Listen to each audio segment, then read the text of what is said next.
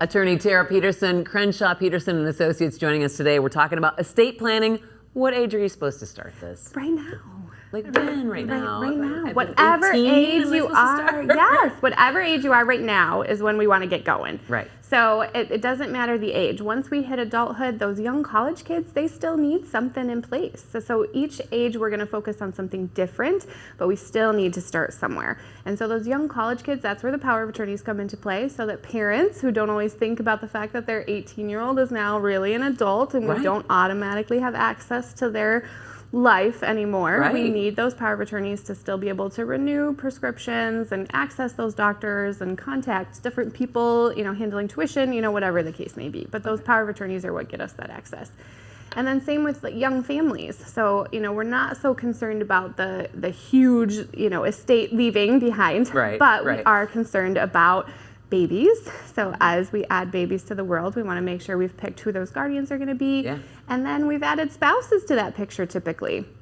And so that's where you start to see the shift from parents being the person that you go to your spouse being the person that you go to, and designating that so that if something does happen, there's no war between those parents or siblings and that spouse. And you see it all, don't you, in your office? Unfortunately, yes. All right, well, let's talk about retirement age couples then. Yeah, so as they age up, then we do usually have accumulated assets that we need to make sure go where we want them to go. Right. So that's where we get into the more complex estate plans, when we want kids to inherit, how much we want them to inherit, how are they doing, as well as, starting to prep for that long-term care as we age out of retirement and into, sort of the last phase of life. So at that point, we start to focus on more end-of-life type of scenarios within our estate plan.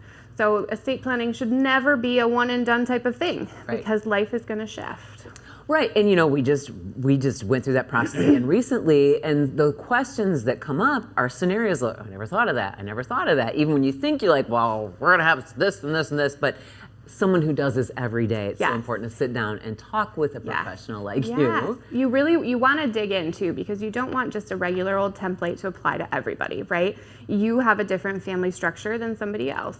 And so we want your documents to match that structure so that it works best for you. And so making sure that you do sit down with somebody, what phase of life you're in, what your family dynamics are, what your asset look like, all of that's going to come into play there.